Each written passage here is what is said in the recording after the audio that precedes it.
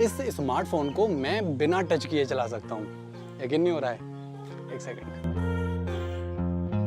पर सेम चीज आईफोन के साथ नहीं हो सकती, लेकिन हाँ, आप आईफोन के पीछे लोहा लंगड़ चिपका सकते हैं। एक सेकंड, कॉल आ रही है। हेलो भाई, कुछ इम्पोर्टेंट बात करनी है। इम्पोर्टेंट बात? एक सेकंड। अरे शिट, इसमें तो रिकॉर्डिंग का ऑप्शन ही नहीं है यार। ओ, पर एक ऑप्शन है। हाँ भाई, अब बोल। दिस इज इंडियन जुगाड़। खैर, इस वीडियो में हम बात करेंगे 10 ऐसे फीचर्स के जिन मामले में Android is 1000 Guna better than iPhone. ये कुछ हिसाब किताब है जो मुझे क्लियर करना है। In Android phones calculator 200, 170 plus 30 plus 800 plus 1150 is equal to 2350। 1 2 3 4 5। Okay fine. But in iPhone आप टैली नहीं कर सकते, क्योंकि एक टाइम पे एक ही डिजिट शो होती है इसमें, लाइक 2 + 2 इज इक्वल टू 4। या कैंसिल करो या फिर अंधाधुंध धुएं में लट्टे चलाते रहो। पर इस मामले में हम आईफोन वालों से कुछ नहीं कह सकते, वरना आईपैड की तरह अगर आईफोन से भी कैलकुलेटर गायब कर दिया तो फिर क्या करोगे? एक सेकेंड, वीडियो कॉल आ रही है व्हाट्सएप पे।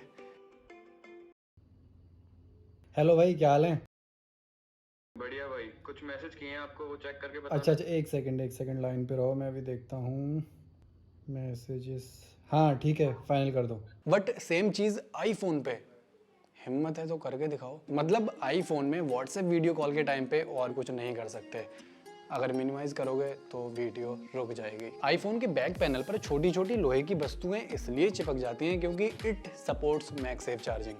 अब मैगसेफ को चिपकाने के लिए कुछ ना कुछ तो मैग्नेटिक इफेक्ट चाहिए होगा ना भाई। ये एंड्रॉयड स्मार्टफोन है, इसमें जितने भी कॉन्टैक्ट नंबर सेम है। अगर मुझे किसी को कॉल करनी होगी तो मैं शुरुआत के 1-2 डिजिट इसमें टाइप करूंगा और उस डिजिट के सिमिलर वाले जितने भी कॉन्टैक्ट नंबर्स हैं सारे स्क्रीन पे आ जाएंगे और मैं आसानी से डायल कर सकता हूँ, क्योंकि इट सपोर्ट्स, मतलब T9 वाला जो तामझाम होता है ना वो इसके अंदर होता है। बट इन आईफोन आप ऐसा नहीं कर सकते। मतलब आपको पूरा 10 शब्दों का नंबर डायल करना पड़ेगा, उसके बाद ही जिस नाम से नंबर सेव होगा वो नाम स्क्रीन पे आएगा। तो छोटी छोटी चीजों में भी काफी ज्यादा माथापच्ची करनी पड़ती है आईफोन में। This is SIM card. किसी भी फोन से निकालकर मैं इसे किसी भी फोन में डाल सकता हूँ, क्योंकि this is physical SIM. But in iPhone मतलब डुअल सिम तो सपोर्ट करता है, पर एक फिजिकल सिम और दूसरी e SIM. And e SIM can be installed only once on a single device. अगर आप eSIM यूज करते हो तो फिजिकल सिम की तरह बार बार सिम को अंदर बाहर करने का ड्रामा खत्म। बट फिजिकल सिम के भी अपने फायदे हैं। नोटिफिकेशन, रिंगटोन, बातचीत या फिर अलार्म, सबकी वॉल्यूम कंट्रोल सिंगल क्लिक में कर सकते हो एंड्रॉइड के अंदर।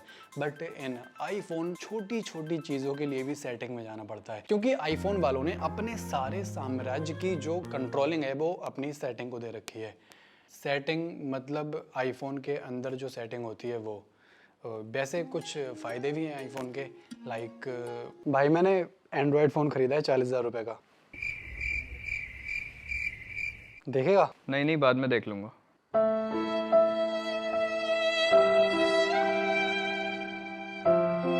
भाई मैंने आईफोन ख़रीदा है।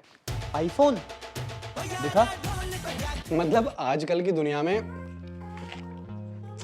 एप्पल खाने से ज़्यादा इम्पोर्टेंट है एप्पल का दिखाना। आईफोन के अंदर कोई भी SD कार्ड स्लॉट नहीं होता है, मतलब एक्सटर्नल स्टोरेज बढ़ाने का नो ऑप्शन। हाँ, iCloud पर हर महीने किराया देकर कुछ जगह ले सकते हो डेटा स्टोरेज के लिए, पर iCloud यूज करने के लिए इंटरनेट का होना कंपलसरी है। पर एंड्रॉयड में कोई दिक्कत नहीं है, मतलब SD कार्ड डालो और काम शुरू। एंड्रॉयड स्मार्टफोन को हम अपने हिसाब से रंग बिरंगा कर सकते हैं, मतलब कुछ थीम्स इंस्टॉल करके इसकी पूरी जन्म कुंडली बदल सकते हैं। मतलब वी कैन कस्टमाइज सब कुछ अकॉर्डिंग टू अपनी मर्जी। पर आईफोन के साथ किसी की हिम्मत नहीं है ऐसी मजाक करने की। अच्छा, गूगल ड्राइव का तो नाम सुना होगा सभी ने, मतलब एंड्रॉयड वालों की चीज होती है। अगर कोई गूगल ड्राइव पर आपको फाइल सेंड करता है तो आप आईफोन में उसे डाउनलोड नहीं कर सकते, क्योंकि ऑप्शन ही नहीं है डाउनलोड का भाई। पर एंड्रॉयड में कोई दिक्कत नहीं है। हाँ, आप वो जो गूगल ड्राइव वाली फाइल है वो डाउनलोड कर सकते हैं, पर उसके लिए आपके पास मैकबुक होना चाहिए।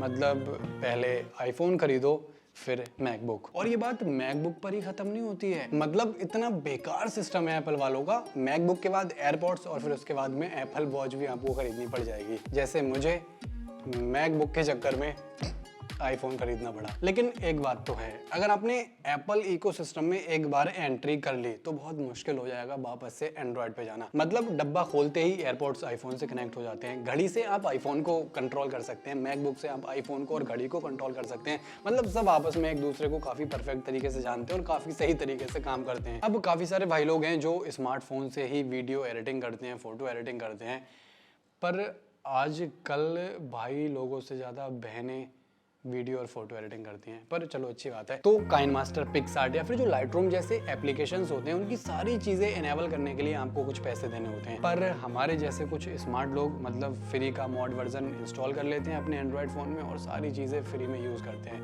पर आईफोन में आपको पैसे देने ही पड़ेंगे, क्योंकि कोई भी थर्ड पार्टी ऐप आप आईफोन के अंदर नहीं घुसा सकते। जब मैं विंडोज यूज कर रहा था तो प्रीमियर प्रो का क्रैक वर्जन यूज करता था, बट मैकबुक खरीदने के बाद फाइनल कट प्रो खरीदना ही पड़ा। मेरे पास में किसी अननोन नंबर से कॉल आ रही है तो मुझे पता चल जाता है, क्योंकि मेरे एंड्रॉयड में ट्रू कॉलर है, बट आईफोन में ट्रू कॉलर सही से काम नहीं करता है। अब ट्रू कॉलर आईफोन के अंदर नहीं घुस पा रहा है या फिर आईफोन ट्रू कॉलर को खुद अपने अंदर नहीं घुसने दे रहा है, ये तो हमें नहीं पता, बट हाँ काम नहीं करता है, ये पक्की बात है। और भी काफी सारे ड्रामे हैं, मतलब एंड्रॉयड के अंदर तगड़ी तगड़ी चीजें सिंगल क्लिक पे हो जाती हैं, पर आईफोन के अंदर छोटी छोटी चीजें करने के लिए भी आईफोन की सेटिंग के पास जाना पड़ता है, मतलब सेटिंग के अंदर जाना पड़ता है। तो कुल मिलाकर कहने का मतलब है ये कि जब आप एंड्रॉयड से एक आईफोन पे शिफ्ट होते हैं तो शुरुआत में छोटी छोटी चीज़ें भी काफ़ी ज़्यादा इरिटेटिंग लगती हैं, पर बाद में हल्के हल्के आदत हो जाती है। अब ऐसा नहीं है कि इसमें सिर्फ कमियां ही हैं, मतलब इसके भी अपने अलग जलवे हैं, लाइक इसका हार्डवेयर, सॉफ्टवेयर और इसका जो सिक्योरिटी सिस्टम है, मतलब काफ़ी लंबे समय तक कितना भी पुराना हो जाए ये फिर भी स्लो नहीं होता है। और इससे भी ज़्यादा खतरनाक है एप्पल का लोगो। बाकी आपकी अपनी श्रद्धा है, मतलब आपको आईफोन खरीदना या फिर एंड्रॉयड, लेकिन हाँ सब्सक्राइब कर दो यार, वीडियो को लाइक भी कर देना। अगर आपको आईफोन 12 का डिटेल्ड रिव्यू देखना है तो यहाँ देख सकते हैं, आईफोन SE का डिटेल्ड रिव्यू यहाँ देख सकते हैं, मैकबुक का डिटेल्ड रिव्यू यहाँ देख सकते हैं, बेस्ट SSD फॉर एवरीथिंग यहाँ देख सकते हैं। Thanks for watching.